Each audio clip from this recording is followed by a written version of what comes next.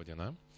Mes antrą kartą jau sveikinamės iš Kauno technologijos universiteto studijos ir pristatome laidą E-akademija. Šiandien džiaugiuosi, kad jūs visi susirinkote savo viešosiose bibliotekose, kurių prisijungė praeitą kartą net 770. Tai yra tikrai didelis skaičius, o žmonių jas atėjo dar daugiau. Taigi šiandien mes kalbėsime apie elektroninės policijos paslaugas, apie regitros paslaugas, kurias galite atlikti elektroniniu būdu ir gyvenamosios vietos deklaraciją.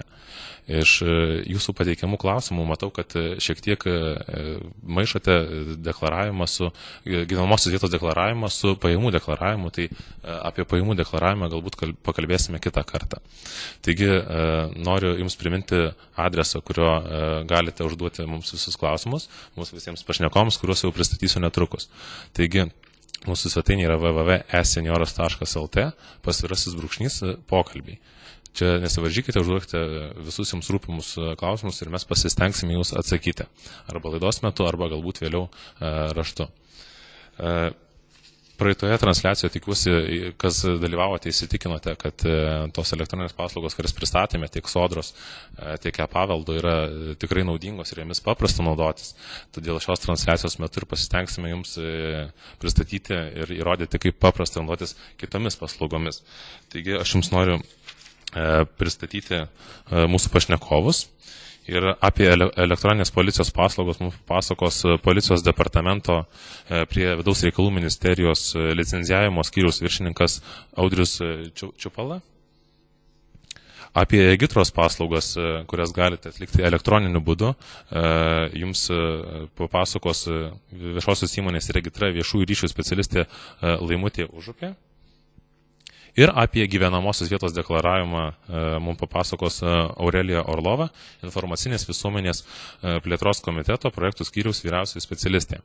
Taigi dar kartą priminsiu, kad laukiam jūsų klausimų ir noriu pasikartoti, kad šią transliaciją mums pristato informacinės visuomenės plėtros komitetas prie Susisiekimo ministerijos ir projektų bibliotekos pažangai. Ir žinoma, visos bibliotekos, į kurias jūs ateinate stebėti šių transliacijų. Taigi, ilgai netempęs norėčiau pakalbinti pirmąją mūsų pašnekovę, kuri mums pristatys gyvenamosios vietos deklaravimą, tai yra gerbiama Aurelija Orlova. Tai norėčiau iš karto sužinoti gyvenamosios vietos deklaravimas, kam jisai skirtas ir galų gale, ar jisai apskritai privalomas toksai. Taip. Gyvenamosios vietos deklaravimas yra skirtas Lietuvos Respublikos piliečiams. Ir tai yra pagal įstatymus, yra privaloma. Sakykime, jeigu dar Lietuvos pilietis atvyksta gyventi į Lietuvą daugiau negu kaip 183 dienom į metus, tai privalo deklaruoti. Taip pakeitus gyvenamą vietą ir gimus piliečiui. O kuo naudinga ta gyvenamosios vietos deklaravimo paslauga? Kuo naudinga? Tai elektroninė. Jo. Taip. Elektroninė dėl to, kad, pavyzdžiui, nereikia eiti kartu su savininkais į seniūnijas, nes dabar reikėtų, jeigu jūs norėtumėte deklaruoti seniūniją, tai reikėtų eiti kartu su savininkais. Dabar šiuo metu galima deklaruoti gyvenamą vietą, tiesiog užpildant paraišką tas, kas nori deklaruoti. Ir savininkas tiesiog vėliau per 7 dienas turi patvirtinti sutikimą, kad leidimą gyventi. Taip pat dar labai patogu, kad jeigu savininkai yra kitam mieste, tai irgi yra privalumas. Dar kas galėtų būti gerai, kad seniūnijos dažniausiai dirba mūsų darbo metu, tai jums tiesiog nereikia išeiti iš darbo, tiesiog arba netgi savaitgaliais galite tai deklaruoti. Tai pagrindiniai būdai deklaruoti gyvenamąją vietą yra, pirmas yra seniūnijoje turbūt, ir antras yra elektroniniu būdu. Taip. Tvarkoj. O kur galima rasti šią paslaugą? Taip, paslaugą galite rasti e-paslaugos.lt puslapyje, tai vadinasi elektroninio valdžios vartų puslapis, tai tam paspaudus paslaugos gyventojams bei gyvenamosios vietos deklaracijos nuoroda. Džiaugiuosi, kad užsimėte apie mūsų portalą www.epaslaugos.lt, kuriame rasite ne tik gyvenamosios vietos deklaravimą, bet ir kitas jums naudingas paslaugas. Būtinai po transliacijos nueikite į šį puslapį ir pažiūrėkite, ką ten naudingo galite rasti. Taigi... Aš dar pertrauksiu. Norėjau dar pasakyti, kad dar taip pat išvykstant iš Lietuvos reikia deklaruoti būtinai. Jeigu išvykstant daugiau nei 6 mėnesiam, irgi taip pat reikia deklaruoti. Tai teisingai, kad prisiminėte, o norėjau paklausti tokio klausimo. Kokiu būdu aš galėčiau prisijungti prie tos svetainės? Ar man reikia kažkokius savo duomenis pateikti, ar kaip aš tai galėčiau? Tai yra 2 būdai galimi. Tai yra per elektroninės bankininkystės Lietuvos bankų arba naudojantis elektroniniu parašu. Tai yra, pavyzdžiui, dabartinės naujo, pavyzdžiui, asmens tapatybės kortelės yra su integruotu elektroniniu parašu sertifikato, tai yra galimybė. Tai jeigu turite skaitytuvą, tai galite ir su juo prisijungti. Beveik visose Lietuvos bibliotekose kaip tik ir yra skaitytuvai, kuriais galite pasinaudoti ir išbandyti elektroninį parašą. Ir taip pat kviečiu išbandyti šią paslaugą ne tik savo namuose, bet ir bibliotekose. Taip pat norėčiau paklausti, gerbiamą Aureliją, ar daug žmonių deklaruoja gyvenamąją vietą elektroniniu būdu, lyginant su seniūnija? Aš palyginti negaliu su seniūnija, tačiau, pavyzdžiui, jeigu imtis vakarykščių duomenis, tai yra inicijuota apie 90 paslaugų užsakymo, bet tai čia įtraukiama yra ir išvykimo deklaracijos, ir atvykimo arba keitimo. O taip pat buvo įvykdytos apie 60 deklaracijų. O 90 tų deklaracijų per dieną, ar tai yra daug pakankamai, ar čia yra kažkokiais momentais žmonės daugiau deklaruoja galbūt?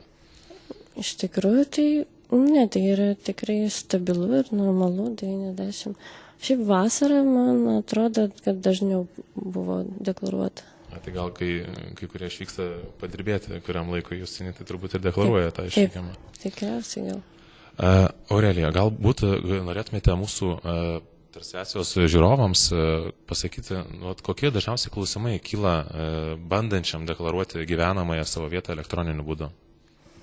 Dažniausiai kyla tokie klausimai, tai kaip gali savininkas patvirtinti sutikimą. Dažniausiai jie klausia, ar reikia savininkui vis vieną eiti kažkur ten į savivaldybę, į seniūniją. Tai atsakymas yra paprastas, tai kad ne. Jam tai reikia turėti prisijungimą prie epaslaugos.lt puslapio, tai yra elektroninė bankininkystė arba naudojantis elektroniniu parašu. Ir jau prisijungus prie mūsų portalo reikėtų paspausti vykdomos paslaugos ir ten galės matyti veiklą, kur identifikuojančią savininko sutikimą, patvirtinimą. Taip pat prieš tai kalbėjome, kad yra keletas paslaugų, kurių tiesiog negalėtumėm padaryti nedeklaravę savo gyvenamosios vietos, nes nors tai yra privaloma, dar vis tik gal dalis žmonių nėra deklaravę savo gyvenamosios vietos. Taip, tai čia būtų būtent pažymėjimo, vairuotojo pažymėjimo, taip, išdavimas ar kaip turi būti, kaip deklaruotas. Taip. Na, tai nedeklaravę savo gyvenamosios vietos negalėsite nei atsinaujinti savo asmens tapatybės pažymėjimo, paso ar vairuotojo pažymėjimo. Taigi šitas veiksmas atliekamas internetu ne tik sutaupys jums laiko, bet ir padės lengviau ir sklandžiau atlikti papildomus veiksmus, kuriuos galite gauti mūsų institucijose.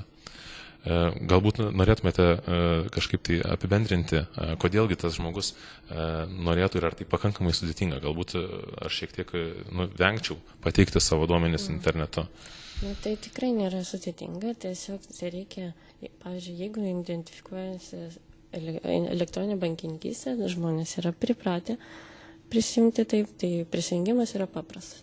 Tada paraiška irgi yra paprasta. Ten reikia užpildyti raudonus langelius. Jeigu raudoni langeliai ne visi užpildyti, tada net negalima būtų pateikti.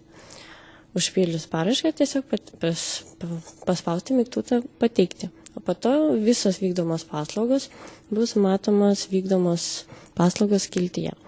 Dar taip pat norėčiau pabrėžti, kad galima nurodyti mano profilį, savo elektroninių pašto adresą ir tada visos paslaugų pasikeitimo būsenos bus informuojamas elektroniniu paštu. Tai man net nereikia